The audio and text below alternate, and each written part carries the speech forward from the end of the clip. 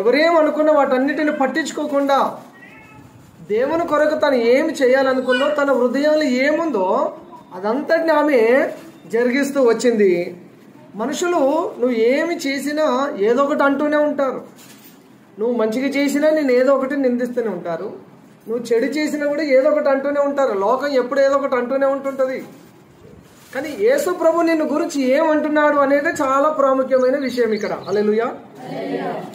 ఇక్కడ ఈ స్త్రీని అనేకులు అనేక రకాలుగా అన్నారు. ఇప్పుడు ఫైనల్ గా యేసు ప్రభు చెప్తున్నాడు, ఈమె నా ఎడల మంచి కార్యం చేసింది. హల్లెలూయా. ఈమె చేసిన పని మంచిది అని ప్రభువు చెప్తున్నాడు. ప్రభువు చేత మంచి సర్టిఫికెట్ పొందింది ఆవిడ. ప్రభువు చేత మంచి సాక్ష్యం పొందింది ఆవిడ. ప్రభువు చేత మెప్పును ఘనతను పొందింది ఆవిడ. ప్రభువు చేత సత్కార్యమును పొందింది ఆవిడ. ఆమె తీసుకొని వచ్చిన అత్తరు బుడ్డిని, ఆమె చేసిన ఆ కార్యక్రమం అంతటిని యేసు ప్రభు అభినందిస్తూ శభాష్ అని మెచ్చుకుంటూ ఉన్నాడు. ఆమె చేసిన పని ఎలాంటి పని? మంచి కార్యము.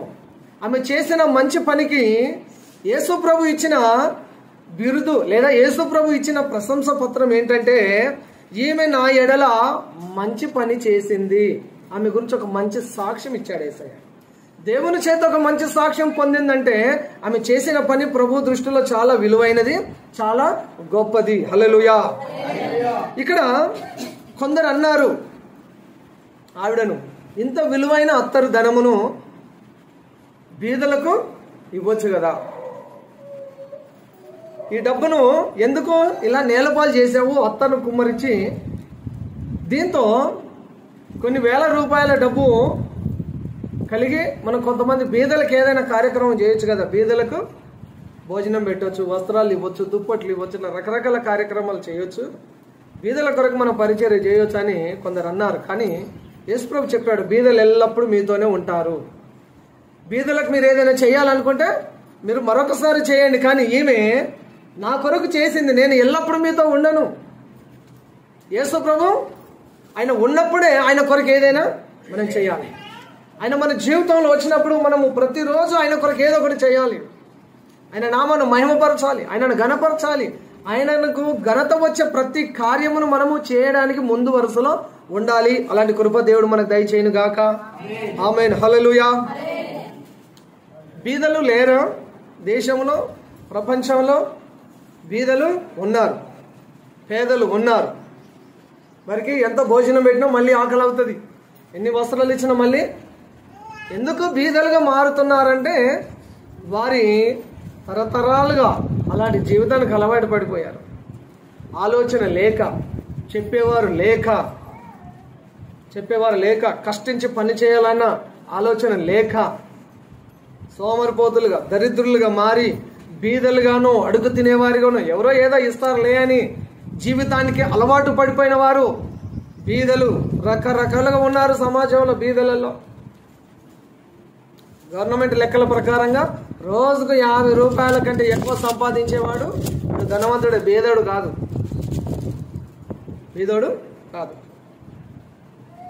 ఎంతో కొంత మీకు ఇన్కమ్ ఉన్నది, వందలలో వేలలో ఇన్కమ్ ఉన్నది. నేను పేదను, నేను బీదను అనడానికి లేదు. నువ్వు నిజంగా బీద, నేను పేదవని అని నువ్వు అనుకుంటున్నావంటే నీ మనసు పేదదైంది, నీ మైండ్ సెట్ బీదదైపోయింది. బీద మనస్తత్వం, మానసికంగా అడుగు తినే స్థితిలో ఉంది మన మైండ్ సెట్. ఇంట్లో రకరకాల వస్తువులు ఉంటాయి, కుర్చీ ఉంటుంది, సోఫా ఉంటుంది, టీవీ ఉంటుంది, డిన్నర్ సెట్ ఉంటుంది, ఈ సెట్ ఉంటుంది, ఆ సెట్ ఉంటుంది, అన్ని సెట్లు ఉంటాయి ఇంట్లో. ఇవన్నీ ఉండని నీ మైండ్ సెట్ కరెక్ట్ లేకపోతే నువ్వు ఎక్కడ సెట్ అవ్వలేవు. మనిషికి ఏం సెట్ అవ్వాలి? మైండ్ సెట్ కరెక్ట్ సెట్ అవ్వాలి. బీదలు ఎల్లప్పుడూ మీతోనే ఉంటారు. దేవుని పని చేయడానికి నీకు సమయం ఉన్నప్పుడే చేయి. దేవుని పనిని పక్కన పెట్టి ఏదేదో చేస్తుంటాము. దేవుని కొరకు చేయాల్సింది పక్కన పెట్టేసి ఎవరెవరికో మనుషులకు చేస్తాం, వస్తువులకు చేస్తాం, జంతువులకు చేస్తాం, రకరకాల వాటికి నీ డబ్బును, నీ ధనమును, నీ ఆహారాన్ని, నీ జ్ఞానాన్ని, నీ వయస్సును, నీ సమయాన్ని వెచ్చిస్తావు. దేవుని కొరకు సమయాన్ని వెచ్చించేవారు లేరు. ఎన్నో వాటికి వెచ్చిస్తూ ఉన్నారు, ఎన్నో వాటికి ఖర్చు చేస్తూ ఉన్నారు. దేవుని దగ్గరికి వచ్చే వరకు మన మనసు పేదదైపోతుంది. దేవుని పని చేయాలంటే మనకు మనసు లేకుండా పోయింది. కానీ ఈవిడ తనకున్నదంతా తీసుకొని వచ్చి, అత్తరు బుడ్డి తీసుకొని వచ్చి, విలువైనది తన స్తోమతకు మించింది దేవుని సన్నిధి తీసుకొని వచ్చింది. మరి మీరేం తీసుకొని వచ్చారు దేవుని సన్నిధికి? ఇక్కడ నా ముందు కూర్చున్న మీరేం తీసుకొని వచ్చారు దేవుని సన్నిధికి? దేవుడు ఏమని ఇస్తాడు? తీసుకొని వెళ్ళిపోతాడు. డెఫినెట్లీ దేవుడు ఇస్తాడు. దేవుడు ఇవ్వడం ఏం లేదు, దేవుడు ఇస్తాడు. దేవుడు నీకేం కావాలి? ఆరోగ్యమా? నీకేం కావాలి? డబ్బా? నీకేం కావాలి? ఇల్లా? నీకేం కావాలి? వస్తువులా? నీకేం కావాలి? వివాహమా? నీకేం కావాలి? మంచి జీవితం? నీకేం కావాలి? ఉద్యోగం? నీకేం కావాలి? మంచి జీవితమా? నీకేం కావాలి? జేబు నుండి డబ్బా? నీకేం కావాలి? నీకు ఏమి కావాలో వాటన్నిటిని దేవుడు నీకు ఇస్తాడు. నువ్వేమిస్తావు? నువ్వేమి తీసుకొని వచ్చావు దేవుని సన్నిధికి? నా దగ్గర ఏముంది ప్రభువా, నేను దిక్కుమాలినోడిని, నా దగ్గర ఏం లేదు అంటే కుదరదు. నిజంగా నీ దగ్గర ఏమి లేకపోతే ఆ మాటను చెప్పొచ్చు. చక్కటి ఇల్లు కలిగి, చక్కటి వాహనాలు కలిగి, చక్కటి ఉద్యోగం కలిగి, చక్కటి డబ్బు కలిగి, చక్కటి ఆస్తి కలిగి, పొలం కలిగి, ఇల్లు కలిగి, ఉద్యోగం కలిగి, ధనము కలిగి, ఏమి లేదు నేను దరిద్రుని ప్రభువా, నేను ఏం తీసుకొని రాలేదు, ఒట్టి చేతులతో పోతే బాగుండదు కాబట్టి ఒక 10-50 తీసుకొని వచ్చానంటే కుదరదు. దేవుడు అన్నిటినీ సమకూర్చాడు. నీవేమి తీసుకొని వచ్చావు దేవుని దగ్గరికి? ఆ స్త్రీ విలువైనది తీసుకొని వచ్చిందంట. నీ విలువైనది దేవునికి తీసుకొని వచ్చావా ఎప్పుడైనా? విలువైనది ఎప్పుడైనా దేవునికి ఇచ్చావా? విలువలేని ఇచ్చేవారు చాలా మంది ఉంటున్నారు, వాళ్ళు విలువలేనట్టుగానే ఉంటున్నారు. దేవునికి విలువిచ్చేవారు, విలువైనది దేవునికి ఇచ్చేవారు, మరి జీవితాన్ని ప్రభువుకి ఇచ్చేవారు ఈ స్త్రీలాగా తమ జీవితాన్ని, తమ విలువైనది, తమ సమయాన్ని, తమ జీవనాన్ని, తన జీవితాన్ని ప్రభువుకి ఇచ్చేవారు ప్రభువు మెచ్చుకుంటున్నాడు. ఈమె నా పట్ల మంచి కార్యము చేసింది. హల్లెలూయా. ఈమె నా పట్ల మంచి కార్యం చేసింది. నీ గురించి చెప్పగలడా దేవుడు? మన గురించి దేవుడు ఇలా చెప్పగలడా? ఇతడు నా కొరకు మంచి కార్యం చేశాడు, ఈవిడ నా కొరకు మంచి కార్యము చేసింది. దేవుడు చెప్పగలడా? ఒకటేనా? చెప్తాడా దేవుడు అట్లా? మన గురించి మంచి సాక్ష్యం చెప్పగలుగుతాడా? మంచి సాక్ష్యం కలిగి ఉండాలట. ఈరోజు టాపికే అది. మంచి సాక్ష్యం నీకు ఉండాలి, మంచి సాక్ష్యం నీవు కలిగి ఉండాలి. ఆ స్త్రీ కలిగి ఉన్నదండి.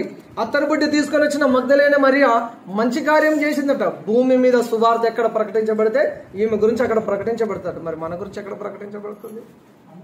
మన గురించి ఎలా చెప్తున్నారు? మన గురించి ఏం చెప్తున్నారు? మంచి సాక్ష్యం పాయింటే అది. ఈరోజు మంచి సాక్ష్యం. దీంట్లో నుంచి ముఖ్యమైన మెయిన్ పాయింట్ మీ ముందు ఉంచుతాను.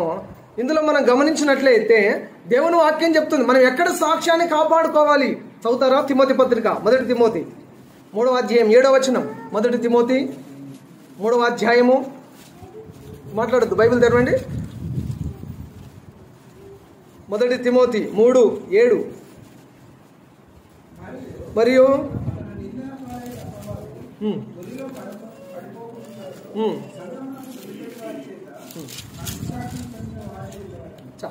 సంఘమునకు వెలుపటి వారి చేత మంచి సాక్ష్యము కలిగిన వారుగా ఉండాలట.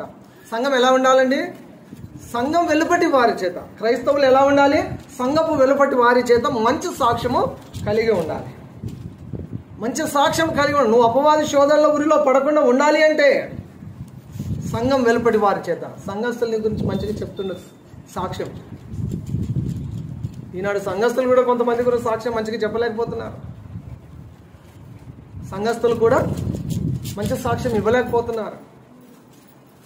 క్రైస్తవుడు ఒక క్రైస్తవునికి మంచి సాక్ష్యం చెప్పలేకపోతున్నారు. ఆమెనా, ఆయన, అమ్మాయ, అబ్బాయ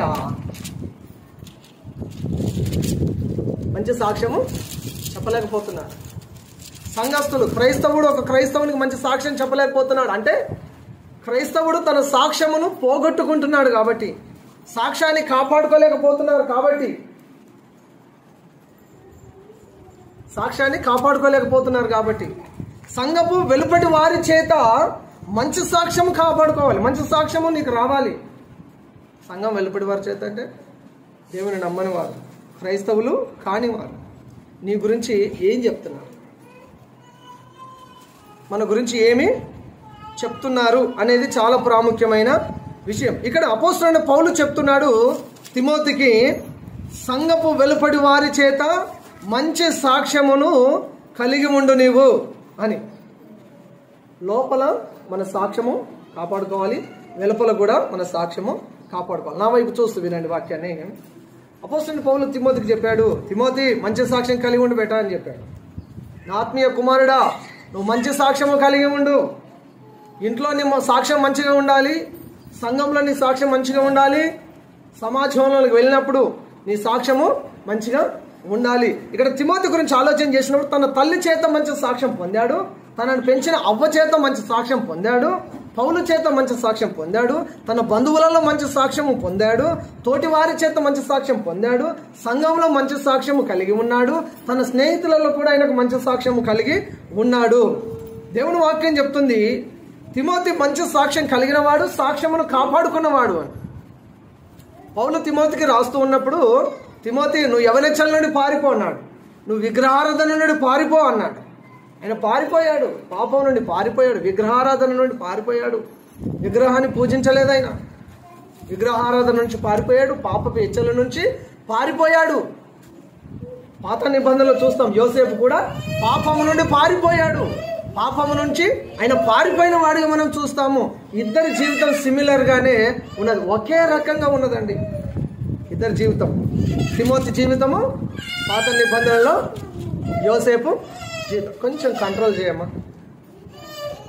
ఏదో ఏం కావాలో. యవనెచ్చల నుండి విగ్రహారాధన నుండి పారిపోయాడు తిమోతి. అలాగే యోసేపు కూడా పాపం నుండి పారిపోయి తన సాక్ష్యమును కాపాడుకున్నాడు. పాపంలో పడకుండా ఉండాలంటే ఏం చేయాలి తెలుసా మీకేమనుకున్నా? పాపంలో పడకుండా ఉండాలంటే ముఖ్యమైనవి రెండు, ఒకటి దేవుని వాక్యం, రెండవది ప్రార్థన. పాపంలో పడకుండా ఉండాలి అని అంటే మొట్టమొదటిగా మనం చేయవలసింది ప్రతిరోజు కొంత భాగాన్ని దేవుని వాక్యాన్ని చదవాలి. చదివిన వాక్యాన్ని మళ్ళీ మనము దానిని అవలంబించాలి. వాక్యం ఏం చెప్తుందో వాక్య ప్రకారంగా మనం ఉండగలగాలి. దేవునికి స్తోత్రం, హల్లెలూయా. దేవుని వాక్యం చెప్తుంది 119వ కీర్తన 9వ వచనంలో, యవనస్తులు దేని చేత తమ ప్రవర్తనను తన నడవడికను సరిచేసుకుంటారు, శుద్ధి చేసుకుంటారు అంటే దేవుని వాక్యమును జాగ్రత్తగా చదువుట చేతనే. 11వ వచనం అంటూ దేవుని వాక్యం మనలో ఉంటే మనం పాపం చేయమట. ఒక మనిషి పాపంలో పడకుండా ఉండాలి, మంచి సాక్ష్యం కాపాడుకోవాలంటే మొదటిగా చేయాల్సింది దేవుని వాక్యం చదవడం, దేవుని వాక్యం వినడం, దేవుని వాక్యాన్ని పాటించడం. రెండవది ప్రార్థన చేయడం. ప్రార్థన చేసేవారు పాపం చేయరు, పాపం చేసేవారు ప్రార్థన చేయడానికి ఆసక్తిని చూపించరు. కాబట్టి మనం తప్పకుండా చేయాల్సింది ప్రార్థన. పాపంలో పడకుండా ఉండాలి అన్నా, సాక్ష్యం కాపాడుకోవాలన్నా, మంచి సాక్ష్యం పొందాలన్నా ప్రార్థన చేయాలి. దేవునికి స్తోత్రం, హల్లెలూయా. మంచి సాక్ష్యం పొందిన వారు బైబిల్లో ఉన్నారండి. మంచి సాక్ష్యం పొందిన వారు బైబిల్ గ్రంథంలో ఉన్నారు. అబ్రహాము మంచి సాక్ష్యం పొందాడు దేవుని చేత, విశ్వాసులకు తండ్రి అని, దేవునికి స్నేహితుడు అనే సాక్ష్యాన్ని పొందాడు. దేవుని చేత మంచి సాక్ష్యం పొందిన వారిలో రెండవ వ్యక్తి మోషే, దేవుని ఇల్లంతటిలో నమ్మకస్తుడుగా సాక్ష్యం పొందాడు. దేవుని చేత మంచి సాక్ష్యం పొందిన వారిలో మూడవది దావీదు ఉన్నాడు. ఇతడు నా హృదయానుసారుడు అని దేవుని చేత ఒక మంచి సాక్ష్యం పొందాడు. దేవుని చేత మంచి సాక్ష్యం పొందిన వారిలో దానియేలు ఉన్నాడు. దానియేలు నువ్వు బహు ప్రియుడవు అన్నాడు, నువ్వంటే నాకు చాలా ఇష్టం అని ప్రభు దానియేలు గురు సాక్ష్యం ఇచ్చాడు. కొత్త నిబంధనలో దేవుని చేత మంచి సాక్ష్యం పొందిన వారిలో ప్రప్రథముడు అపోస్తలుడైన పౌలు, క్రీస్తుకు రాయబారి, క్రీస్తు తర్వాత క్రీస్తు అంతటి శ్రమలు భరించి శిరఛేదనము చేత హతసాక్షి కావింపబడిన వాడు. బైబిల్లో సుమారు 14-15 పత్రికలను రాసి, కొత్త నిబంధనలో మోస్ట్లీ ఆయన రాసిన పత్రికలు ఎక్కువ ఉన్నాయి. కొత్త నిబంధన గ్రంథంలో సగం పుస్తకాలు ఆయన రాసినవే ఉన్నాయి. మొత్తం కొత్త నిబంధనలు 27 పుస్తకాలలో 14-15 పుస్తకాలు అపోస్తలుడైన పౌలే రాశాడు. మంచి సాక్ష్యం పొందారు దేవుని చేత, దేవుని చేత మంచి సాక్ష్యం పొందారు. మరి చెడ్డ సాక్ష్యం పొందిన వారు, సాక్ష్యం పాడు చేసుకున్న వారు కూడా బైబిల్లో మనం చూస్తాము. అందులో మొదటిగా రాజైన సౌలు అర్ధ హృదయుడట. సగం హృదయం అట, సగం హృదయం ఇటిచ్చాడట. మంచి స్టార్టింగ్ ఉంది ఆయన జీవితంలో, గుడ్ స్టార్ట్ ఉంది, బ్యాడ్ ఎండింగ్ చూస్తాం మనం. రాజైన సౌలు జీవితంలో గుడ్ స్టార్టింగ్ ఉంది, బ్యాడ్ ఎండింగ్ చూస్తాం. కానీ ఒక క్రైస్తవుడు ఇక్కడ నుండి ఏం నేర్చుకోవాలంటే, నీ జీవిత ప్రారంభం మంచిగా ఉండాలి, నీ జీవిత ముగింపు కూడా మంచిగానే ఉండాలి. దేవునికి స్తోత్రం, హల్లెలూయా. మంచిగా ప్రారంభించి చెడ్డగా నీ జీవితాన్ని ముగించొద్దు. మంచిగా ప్రారంభించాలి, మంచిగా దానిని ముగించాలి, దేవునితో స్టార్ట్ చేయాలి, దేవునితో ఎండ్ చేయాలి. అటువంటి జీవితాన్ని మనం జీవించే వారంగా ఉండాలి. చెడ్డ సాక్ష్యం పొందిన వారిలో రెండవది సొలొమోను ఉన్నాడు. అతడు హృదయహీనుడట. 1000 మంది భార్యలను చేసుకొని సమాజాన్ని పాడు చేశాడు. దేవుని నామానికి అవమానకరంగా బ్రతికి విగ్రహార్థికుడిగా మారిపోయాడు. సొలొమోను అంత జ్ఞానవంతుడు బైబిల్ అంతట్లో లేకుండే. జీవితాన్ని ఎటు టర్న్ చేసుకున్నాడు, ఎటువంటి ఆలోచనలు, ఎటువంటి తీర్మానాలు చేసి పతనం అయిపోయాడో మనం బైబిల్లో చూస్తాం. తర్వాత చెడ్డ సాక్ష్యం పొందిన వారిలో మూడో వ్యక్తి షంసోన్ ఉన్నాడు. షంసోన్ అంత బలవంతుడు, బలాఢ్యుడు బైబిల్ గ్రంథంలో లేడు మనుషులలో. అటువంటి బలవంతుడు శారీరకంగా చాలా బలాఢ్యుడు, కానీ ఆత్మీయంగా బలహీనుడిగా మారిపోయాడు. మంచి స్టార్ట్ చేశాడు, మంచి ముగించలేకపోయాడు. చాలా చెడ్డ ముగింపును షంసోన్ జీవితంలో చూస్తాం. శత్రువులను జయించాడు, తన శరీరాన్ని జయించలేకపోయాడండి. ఈనాడు ఆయన మనం ఏం నేర్చుకోవచ్చు అయ్యా అంటే, నువ్వు శారీరకంగా బలవంతుడవా బలహీనుడవా తర్వాత అది నో మ్యాటర్. అది నువ్వు ఆత్మీయంగా బలంగా ఉన్నావా లేదా, ఆత్మీయతను కాపాడుకున్నావా లేదా అనేది చాలా ప్రాముఖ్యమైన విషయం.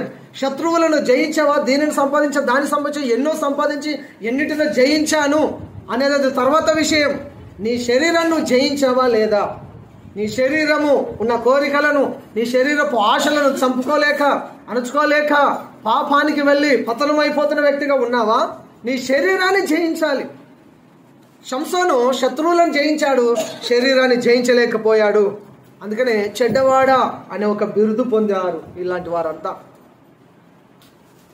వాక్యంలో చూస్తే ఇలాంటి వారిని గురించి దేవుని వాక్యం చెప్తుంది, నువ్వు చల్లగా లేవు, నువ్వు వెచ్చగా లేవు, కాబట్టి నా నోటి నుండి ఉమ్మి వేస్తాను నీ మీద. పదే ఈ మాట వస్తుంది 2 వారాల నుండి. చెడ్డగా జీవిస్తే, చెడ్డ సాక్ష్యము కలిగి ఉంటే నా నోటి నుండి ఉమ్మి వేస్తాను నీ మీద అని ప్రభువు మాట్లాడుతున్నాడు. అది చాలా భయంకరమైన విషయం. నా సాక్ష్యాన్ని పాడు చేసేవారు అక్కడక్కడ తయారవుతూ ఉంటారు. సేవకుడిగా నేనున్నాను కదా, నా సాక్ష్యాన్ని దెబ్బ తీసేవారు అక్కడక్కడ ఉంటారు. వాళ్ళని శత్రువులు అనలేము, వారిని పగవారు అనలేము. అక్కడక్కడ ఉంటారు, కొంతమంది ఉంటారు. అంటే నా మాట నచ్చకో, నా విధానం నచ్చకో, నేను మాట్లాడే విధానం నచ్చకో, లేదా నా దుడుకు స్వభావం నచ్చకో, నా స్పీడ్ నచ్చకో, మొత్తం మీద అయితే నన్ను బ్యాడ్ చేయడానికి, నన్ను చెడ్డగా చిత్రీకరించడానికి అక్కడక్కడ ప్రయత్నం చేసేవారు ఉంటారు. అందులో క్రైస్తవులు ఎక్కువ ఉన్నారు. అన్యుల నా జోలికి రారు. వస్తే ఒక క్రైస్తవ వ్యతిరేకులు వస్తారు తప్ప, నా సాక్ష్యాన్ని, నా జీవితాన్ని నన్ను చెడుగా ముద్రించాలి, చిత్రీకరించేవారు క్రైస్తవులు, సేవకులు. ఒక్కొక్కరు ఒక్కొక్క డైలాగ్ చెప్తుంటే నా గురించి నేనే ఆశ్చర్యపోతాను. నేను పక్కనే ఉన్నాను, ఆ పాస్టర్ గారు స్పీకర్ ఆన్ చేశాడు. డేవిడ్ చెప్పలేదా, నీకు ఫోన్ చేయలేదంటే, ఆయన అక్కడ నా గురించి నా పేరు ఎత్తగానే అక్కడ నన్ను తిడుతూ ఉన్నాను. నన్ను ఆయనకి నేను ఏనాడు కూడా నేను అన్యాయం చేయలేదు, ఏనాడు కూడా నేను ఆయనను మోసం చేయలేదు, ఏనాడు కూడా నేను ఆయనకు వ్యతిరేకంగా మాట్లాడలేదు. ఎప్పుడైనా నేను గౌరవించే మాట్లాడాను.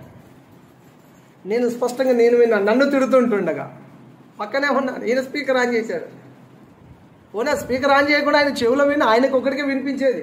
అది వినిపించిన తర్వాత చాలా ఫీల్ అయిపోయాడు. చెప్పడం వేరు, నేను తిట్టారట అని చెప్పడం వేరు. ఆ తిడుతున్న మాటలు స్వయంగా మనమే వినడము, మన గురించి తిట్టడము, మనమే స్వయంగా వినడము, చాలా హర్ట్ అయిపోయాను నేను. కొంతకాలం చచ్చిపోయాడు ఆయన. దానికి మనం ఏం చేయలేదు, ఆయన సాగు మనం కారణం కాదు. ఒకరిని చెడ్డగా ముద్రించాలి అని అనుకున్న వారు చెడిపోతారు. మీకు నేర్పుతున్న విషయాన్ని బాగా గమనించండి. నిన్ను చెడ్డగా ముద్రించాలనుకున్న వారు చెడిపోతారు. నా సేవ జీవితంలో అందరూ కూడా పాడైపోతారు. మంచి సాక్ష్యము కలిగి ఉండు అనే దాంట్లో ప్రాముఖ్యంగా మాట్లాడుతున్న ఈ పాయింట్లో మొదటిది మంచి పేరు ఉండాలట. క్రైస్తవుడికి ఇంట్లో మంచి పేరు ఉండాలి, చర్చిలో మంచి పేరు ఉండాలి, సమాజంలో మంచి పేరు ఉండాలి, నీ ఉద్యోగంలో కూడా మంచి పేరు ఉండాలి. మీరు ఉద్యోగం చేసే దగ్గర మీరు ఎవరో అలా చెప్పాలి. నేను క్రైస్తవుడని, నేను క్రైస్తవురాలని చెప్పాలి. చెప్తే నువ్వేం చేస్తావు? జాగ్రత్తగా ఉంటావు. నేను క్రైస్తవుడు అని చెప్పాను కదా, నేను క్రైస్తవురాలని చెప్పాను కదా, ఏది పడితే అది మాట్లాడదు. బూతులు తిట్టొద్దు, వాళ్ళని వీళ్ళని తిట్టొద్దు, అబద్ధాలు చెప్పొద్దు, జాగ్రత్తగా నేను ఉండాలి అని నీకు అర్థమవుతుంది. అది గుర్తుకుంటాను. నువ్వెవరో చెప్పకపోతే విచలవిడిగా బ్రతుకుతారు, విచలవిడిగా మాట్లాడతారు. నీ పని చోట కూడా నీకు మంచి సాక్ష్యము ఉండాలి. మంచి పేరు చాలా ప్రాముఖ్యమైనది. సామెతలు 22 మొదట్లో ఉంది, గొప్ప ఐశ్వర్యం కంటే మంచి పేరు కోరదగినదట. ఐశ్వర్యం, గొప్ప ఐశ్వర్యం కంటే కూడా ఏం మంచిదంట? మంచి పేరు. పేరు ఇంపార్టెంట్ అండి. డబ్బు వస్తుంది పోతుంది, ఇందాక చెప్పాను కదా, డబ్బు వస్తుంది పోతుంది. మీ దగ్గరనే ఉంటుందా? చుట్టాలు వచ్చి పోయినట్టుగానే డబ్బు కూడా వచ్చిపోతుంది. చుట్టాలు వస్తే ఎన్ని రోజులు ఉంటారు? 1 2 3 4 5 6 డేస్ కూడా ఉంటారు. ఒక్కొక్కరు 10 రోజులు కూడా ఉంటారు, ఒక్కొక్కరు నెల రోజులు కూడా ఉంటారు. వాళ్ళకి విసుకురాదు, మనకే విసుకొస్తుంది. డబ్బు కూడా నీ దగ్గర రాగానే ఒక రోజు ఉంటుంది, 2 రోజులు, 3 రోజులు, 10 రోజులు, ఒక్కొక్క రోజు నెల రోజులు ఉంటుంది. ఒకటే రోజు ఖర్చు అయిపోతుంది. ఒకటి రోజు పెద్ద పని పెట్టుకుంటారు. కొన్నిసార్లు ఖర్చు పెట్టొద్దని ఆపుతా ఉంటాం. ఏదో ఒకటి సడన్గా వస్తుంది, అన్నీ వెళ్ళిపోతుంటాయి. మీకే కాదండి, నాకు కూడా అట్లాగే ఉంటుంది. కొన్నిసార్లు చూస్తూ ఉంటాను, ఏ దిక్కుకేంచి వస్తుంది డబ్బు అని చూస్తుంటాను. వస్తుంది, మొత్తం మీద ఎనుకో ముందో వస్తుంది, పనులన్నీ అయిపోతుంది. గొప్ప ఐశ్వర్యం కంటే మంచి పేరు ఉండాలి. నీ పేరుని కాపాడుకో. ఏ పేరు? నీ పేరేంటమ్మా? నీ పేరేంటి? నీ పేరు కాపాడుకో. నీ పేరేంటమ్మా? నీ పేరు కాపాడుకో. మీ పేరేంటమ్మా? నీ పేరు కాపాడుకో. అందరికి కూడా ఒకటే పేరు, మనం క్రైస్తవులమ్మా. ఈ పేరు కాపాడుకోవాలి. హల్లెలూయా. మనకందరికి ఉన్న పేరు ఒకటి, క్రైస్తవులు. ఆ పేరు కాపాడుకోవాలి. పేరు మంచిది, మంచి పేరు తెచ్చుకోండి. ఎక్కడున్నా మీరు మంచి పేరు తెచ్చుకోండి. మంచి పేరు తెచ్చుకోండి, చెడ్డ పేరు కాదు. చివరి వరకు మిగిలేదా మంచి పేరే. నెక్స్ట్ మన వాక్యంలో చూసినప్పుడు చివరికి వచ్చేసిన మంచి పేరు మేలు. తర్వాత మంచి సాక్ష్యంలో ఒకటి మంచి పేరు, రెండవది మంచి కార్యం చేయాలట. ఒక యవనస్తుడు యేసయ్య దగ్గరికి వచ్చి, నేను నిత్య జీవానికి వారసులను కావాలంటే నేను ఏ మంచి కార్యం చేయాలని అడిగాడు. మంచి కార్యము చేయాలి అని అడుగుతున్నావు. దేవుడు ఒకడే మంచివాడు. యేసయ్య చెప్పాడు, దేవుడు ఒకడే మంచివాడు. మంచివాళ్ళు ఎవరైనా ఉన్నారా భూమి మీద? దేవుడు కాకుండా, యేసయ్య కాకుండా? మీరు మంచివాళ్ళు కాదా? మీరు మంచివారా కాదా? మంచివారు మనమంతా. యేసయ్యను రక్షించిన తర్వాత మనం అందరం మంచిగా మారిపోయాము. మంచివాడు దేవుడు ఒక్కడే. మంచిని చేసేవాడు మంచిగానే చేశాడు. ఆయన చెడ్డగా దేనిని కూడా చేయలేదు. ఆ యవనస్తునికి యేసయ్య చెప్పాడు మంచి కార్యం గురించి, ఆజ్ఞలను పాటించమన్నాడు. 10 ఆజ్ఞలను పాటించాను. ఆజ్ఞలలో ఒక ఆజ్ఞ, అబద్ధ సాక్ష్యం పలకొద్దట. ఏం పలకొద్దు? అబద్ధ సాక్ష్యము పలకొద్దు. అప్పుడు నువ్వు నిత్య జీవం పొందుతావు. ఆత్మఫలములలో ఒకటి మంచితనం. ఆత్మఫలాలు ఉన్నాయి కదా, 9 ఉన్నాయి కదా, ప్రేమ, సంతోషం. అందులో మంచితనం ఒకటి.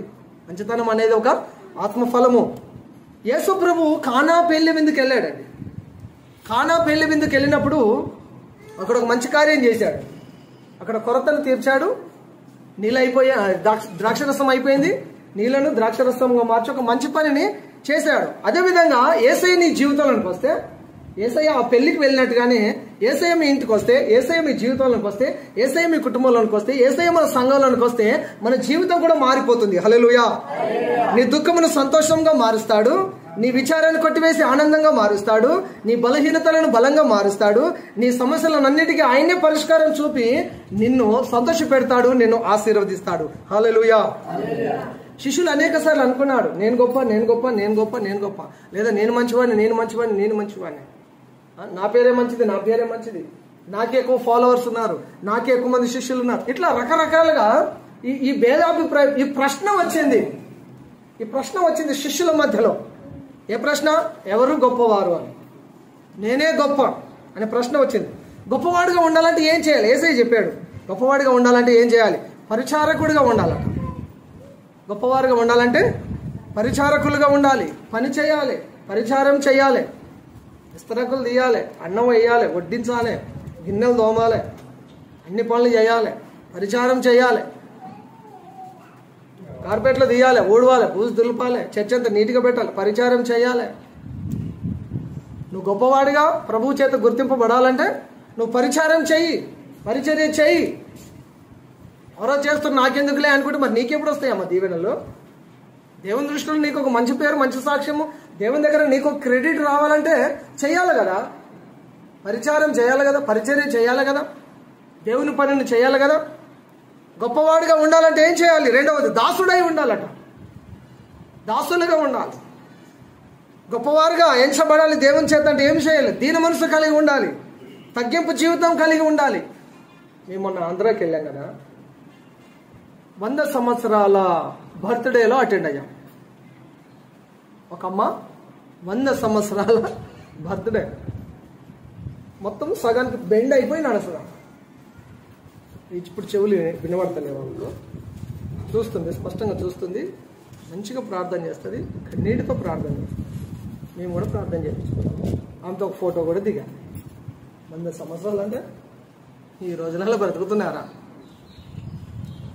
ఈ రోజులలో 100 సంవత్సరాలకు వెళ్ళడం అంటే అమ్మో ఎలా కష్టం. వాళ్ళ కుటుంబం అంతా సాక్ష్యం చెప్పింది ఆమె బర్త్డేలో. ఆమె ద్వారా వాళ్ళ వంశం మొత్తం రక్షించబడింది. హల్లెలూయా. ఆమె ద్వారా వాళ్ళ వంశమే రక్షించబడింది. గుడ్ల వల్లేరులో ఉంది ఆ అమ్మ. వాళ్ళ ఇంటికి వెళ్ళాం, చర్చిలో ఉన్నా, మాట్లాడాం, కలిసాం. అటువంటి వారితో కలవడం మనకు నిజంగా ఆశీర్వాదం, బ్లెస్డ్ టైం అది. మంచి సాక్ష్యం, మంచి సాక్ష్యం. ఆమె తగ్గింపు చూస్తే సేవకులు వచ్చారని ఆమె మెల్లగా లేచి ఎటు వెళ్తుందో అనుకుంటాం మేము. వెళ్ళి అక్కడ నుండి కుర్చీ తీసుకొని కుర్చీ నూక్కొని వస్తాం. ఆమె నడవడం కష్టము, సేవకులు కుర్చీ తీసుకొని వస్తుంది. మేము ఆ కుర్చీలు మేము తీసుకోగలం. మేమందరం 50 లోపు 40 లోపే ఉన్నాం. ఆమె 100. ఆమె తగ్గింపు చూడండి. మన దగ్గర ఉందాము ఇట్లాంటి తగ్గింపు? సేవకులు అని చెప్పి 100 సంవత్సరాల అమ్మ కుర్చీ తీసుకొచ్చి కూర్చేస్తుంది. ఆమె జీవితం తగ్గింపు చూడండి. అట్లాంటి మంచి క్వాలిటీస్ ఉన్నాయి కాబట్టి దేవుడు ఆమెను 100 సంవత్సరాల దాకా ఉంచాడు. హల్లెలూయా. మన దగ్గర అంత చెత్త క్వాలిటీస్ ఉన్నాయి కాబట్టి మన జీవితం అంతా చెత్తలెక్క అయిపోతుంది. 50, 60, 70, ఆ 70 కూడా వీళ్ళు తిట్టంగా వాళ్ళు తిట్టంగా వీడుతున్నాగా వాడుతున్నాగా, ఒకడు గంజిపోయాడు, ఒకడు నీళ్ళు పోయాడు, ఒకడు అన్నం చేయడు, ఒకడు ఈడేది, ఒకడు అదేడు. మన బ్రతకే బస్ స్టాండ్ అయిపోతుంది. ఎందుకు? మన దగ్గర మంచి గుణాలు లేవు, బైబిల్ గుణాలు లేవు, దేవుని దైవ లక్షణాలు లేవు, తగ్గింపు లేదు, పరిచారం లేదు, దీన మనసు లేదు, తగ్గింపు జీవితం లేదు. కాబట్టే నేను ఆమెను చూసి ఆలోచన చేస్తూ ఉన్నాను. 100 సంవత్సరాలు ఎట్లా వచ్చిందబ్బా? ఇట్లా ఆలోచన చేస్తా. మీకు ఆలోచనలు రావు ఇట్లాంటివి అని. 100 సంవత్సరాలు ఎట్లా బ్రతికిందబ్బా అని. నీకు ఎన్నేళ్ళు గుర్తుందా? 80 ఉంటావా? 70? 70 పైన ఉంటావా? దేవుడు నేను 100 పైన దేవుడు ఆశీర్వదించను గాక. ఆమేన్. హల్లెలూయా.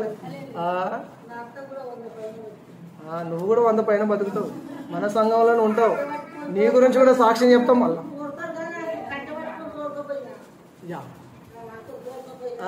నువ్వు కూడా 100 పైన బతుకుతావు, నీ గురించి కూడా నేను సాక్ష్యం చెప్తా. ఉంటావు, నేను ప్రార్థన చేస్తా ఉంటావు.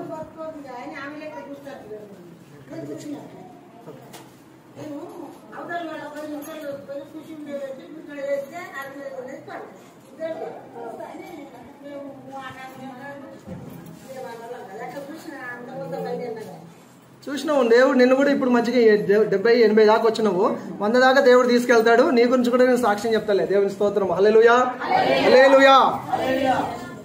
ఎవరు గొప్పవారు అంటే తగ్గింపు జీవితం కలిగిన వారు. బాప్తిసం ఇచ్చే యోహాను చెప్పాడు, నేను తగ్గవలసి ఉన్నది, ఆయన హెచ్చవలసి ఉన్నది. తనను తాను తగ్గించుకున్నవాడు హెచ్చించబడతాడు, తనను తాను హెచ్చించుకున్నవాడు తగ్గించబడతాడు. ఎవరైతే దేవుని ఎడల ఆయన రెక్కల కింద దీన మనసు కలిగి ఉంటారో వారినే దేవుడు ఆశీర్వదిస్తాడు. హల్లెలూయా.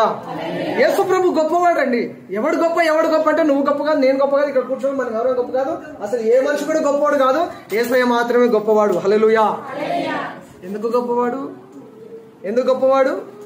ఆయన నీ కొరకు నా కొరకు ప్రాణం పెట్టాడండి. ఆయన నీ కొరకు నా కొరకు ప్రాణం పెట్టాడు. ఒక కిడ్నీ పోతే ఇవ్వలేని ఈ సమాజంలో యేసు ప్రభు నీ కొరకు ప్రాణం పెట్టాడండి. యేసయ్య ప్రాణం పెట్టాడు. ఆయన గొప్పవాడు. ఆయన రక్తం కార్చాడు. ఆయన గొప్పవాడు. యేసయ్యనే గొప్పవాడు. ఎందుకంటే ఆయన తనను తాను తగ్గించుకున్నాడు. శిష్యుల పాదాలను కడిగాడు. ఆయన అడుగు జాడలను చూపించాడు. మీరందరూ కూడా ఇలాగే ఉండండి అని చెప్పాడు. యేసయ్య తగ్గించుకున్నాడు.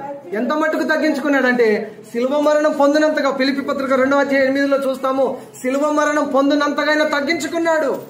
అటువంటి తగ్గింపు జీవితం మనలోనికి రాగలిగితే మనం కూడా ప్రభు చేత హెచ్చించబడతాము, దీవించబడతాము. అటువంటి మంచి సాక్ష్యమును ప్రభువు మనకు దయచేయను గాక. ఆమేన్. ప్రార్థన చేసుకుందాం.